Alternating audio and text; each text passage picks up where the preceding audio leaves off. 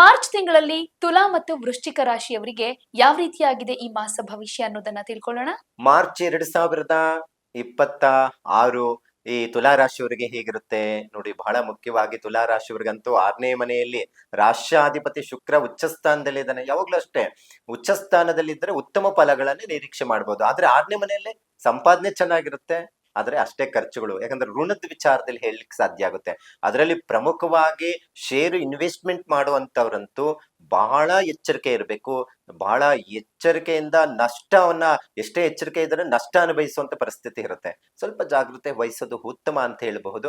ಇನ್ನು ಅದರ ಜೊತೆಗೆ ಗರ್ಭಿಣಿಯರು ವಿಚಾರದಲ್ಲಂತೂ ಮಗು ವಿಚಾರದಲ್ಲಿ, ಆರೋಗ್ಯದ ವಿಚಾರದಲ್ಲಿ ಹೆಚ್ಚು ಗಮನ ಕೊಡುವಂತದ್ದು ಬಹಳ ಅಗತ್ಯ ಇದೆ. ಗರ್ಭ ರಕ್ಷಾಂಬಿಕಾ ಸ್ತೋತ್ರ ಪಠನೆ ಮಾಡ್ಕೊಳ್ಳೋದು, ಹೇಳ್ಕೊಳ್ಳೋದು, ಕೇಳೋದು, ಇದೆಲ್ಲ ಮಾಡೋದು ಒಳ್ಳೇದು. ಒಂದಷ್ಟು ಆಧ್ಯಾತ್ಮಿಕ ವಿಚಾರಕ್ಕೂ ಸಂಬಂಧಪಟ್ಟಂತಹದ್ದಾಗ್ಬೋದು. ಕೆಲವರಿಗೆ ಪುಣ್ಯಕ್ಷೇತ್ರ ಹೋಗುವಂತಹ ಸಾಧ್ಯತೆಗಳು ಕಂಡು ಬರುತ್ತೆ.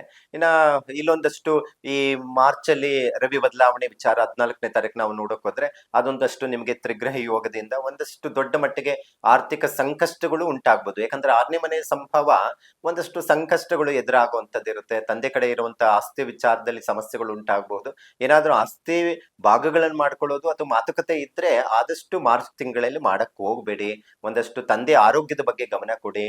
ಒಂದಷ್ಟು ತಂದೆ ಕಡೆ ಬರುವಂತ ಆಸ್ತಿ ವಿವಾದಗಳು ಉಂಟಾಗುವಂತ ಸಾಧ್ಯತೆ ಕಂಡು ಬರುತ್ತೆ. ಇನ್ನು ವಿದೇಶದಲ್ಲಿ ಉದ್ಯೋಗಕ್ಕೋಸ್ಕರ ಹುಡುಕಾಡುವಂತವ್ರಿಗಂತೂ ಒಂದಷ್ಟು ಒತ್ತಡಗಳು ಜಾಸ್ತಿ ಆಗ್ಬೋದು. ಸರಿಯಾದ ಸಮಯಕ್ಕೆ ಆಗದಿರ ಹೋಗುವಂತ ಸಾಧ್ಯತೆಗಳು ಇರುತ್ತೆ. ಸಾಧ್ಯವಾದಷ್ಟು ಪರಿಹಾರ ಅಂತ ಹೇಳಿದ್ರೆ ಒಂದಷ್ಟು ಗೋಧಿ, ಕಪ್ಪು ಎಳ್ಳು ಒಂದಷ್ಟು ಪೂಜೆ ಮಾಡಿ ದಾನ ಮಾಡೋದು ಬಹಳ ಮುಖ್ಯವಾಗಿರುತ್ತೆ. ಮಾರ್ಚ್ 2026 ವೃಶ್ಚಿಕ ರಾಶಿ ನೋಡಿ. ವೃಶ್ಚಿಕ ರಾಶಿಗೆ ರಾಷ್ಟ್ರಾಧಿಪತಿ ಬುಧ ರಾಹು ಜೊತೆ ಸಂಯೋಗ.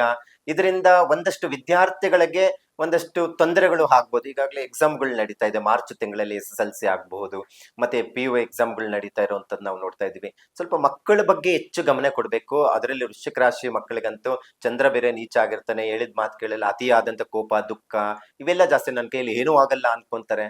ಅವ್ರು ಒಂದ್ ಸ್ವಲ್ಪ ಆಕ್ಟಿವ್ ಆದ್ರೆ ಈ ಮಾಸ ಬಹಳ ಚೆನ್ನಾಗಿರುತ್ತೆ. ಎಜುಕೇಶನ್ ಅಂತೂ ಉತ್ತಮವಾಗಿರುತ್ತೆ. ಸ್ವಲ್ಪ ಜಾಗೃತೆ ವಹಿಸ್ಬೇಕು, ಓದೋದ್ರ ಮೇಲೆ ಗಮನ ಕೊಡಬೇಕಾಗತ್ತೆ.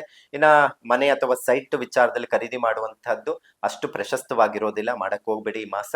ರಿಯಲ್ ಎಸ್ಟೇಟ್ ಸಂಬಂಧಪಟ್ಟಂತ ಉದ್ಯಮಿಗಳಿಗಂತೂ ಭಾರಿ ಹೊಡೆತ ಬೀಳುವಂತ ಸಾಧ್ಯತೆ ಇರುತ್ತೆ. ಇನ್ನ ತಾಯಿ ಮಗನ ನಡುವೆ ಚಿಕ್ಕ ಪುಟ್ಟ ಜಗಳನೆ ಅದು ದೊಡ್ಡ ಕಲಹಗಳಾಗುವಂತ ಸಾಧ್ಯತೆ ಇರುತ್ತೆ. ತಂದೆ ಅಥವಾ ತಾಯಿ ವಿಚಾರದಲ್ಲಿ ಮಾತುಕತೆ ಅಥವಾ ಏನೋ ಒಂದು ಮಾತು ಹೇಳಿದ್ರೆ ಸ್ವಲ್ಪ ಆದಷ್ಟು ಅಡ್ಜಸ್ಟ್ ಮಾಡ್ಕೊಂಡು ಹೋಗೋದು ಬಹಳ ಒಳ್ಳೇದು ಅಂತಾನೆ ಹೇಳ್ಬಹುದು. ಇನ್ನ ನಾನು ರವಿ ವಿಚಾರದಲ್ಲಿ ಆಗಾಗ ಹೇಳ್ತಾ ಇರ್ತೇನೆ, ಈ ತಿಂಗಳಲ್ಲಿ ರವಿ ಬದಲಾವಣೆ 14ನೇ ತಾರೀಕಿದೆ. ಅದರಲ್ಲಿ ಪಂಚ ಸ್ಥಾನಕ್ಕೆ ಅಂದ್ರೆ 5ನೇ ಮನೆಗೆ ಹೋಗುವಂತದ್ದು. ಅದರಲ್ಲಿ 3 ಗ್ರಹಗಳ ಸಂಯೋಗ, ಅದು ಉದ್ಯೋಗದ ವಿಚಾರಕ್ಕೆ ಸಂಬಂಧಪಟ್ಟಂತದ್ದು ಒಂದಷ್ಟು ಅನುಕೂಲ ಮಾಡ್ಲಿಕ್ಕೆ ಸಾಧ್ಯ ಆಗುತ್ತೆ. ಸಾಧ್ಯವಾದಷ್ಟು ಒಂದಷ್ಟು ಎಜುಕೇಶನ್ ವಿಚಾರದಲ್ಲಿ ಒಳ್ಳೇದಾಗೋದಕ್ಕೆ ಹಯಗ್ರೀವರ ಆರಾಧನೆ, ಸಂಕಷ್ಟ ಹಾರ ಚತುರ್ಥಿ ದೇವಸ್ಥಾನ ಆಗಬಹುದು, ಹಾಲಿನ ಅಭಿಷೇಕ ಮಾಡಿಸೋದು ಉತ್ತಮವಾಗಿರುತ್ತೆ. ಯಾವುದೇ ಸುದ್ದಿಯ ಅಪ್ಡೇಟ್ ಅನ್ನ ಮಿಸ್ ಮಾಡ್ಕೊಳ್ಬಾರ್ದು ಅಂದ್ರೆ ಈಗ್ಲೇ ಒನ್ ಇಂಡಿಯಾವನ್ನ ಸಬ್ಸ್ಕ್ರೈಬ್ ಮಾಡಿ. ನಿಮಗೆ ಬೇಕಾದ ಭಾಷೆಯಲ್ಲಿ ಎಲ್ಲಾ ಸುದ್ದಿ ತಿಳಿಬೇಕು ಅಂದ್ರೆ ಒನ್ ಇಂಡಿಯಾ ಆಪ್ ಅನ್ನ ಡೌನ್ಲೋಡ್ ಮಾಡ್ಕೊಳ್ಳಿ.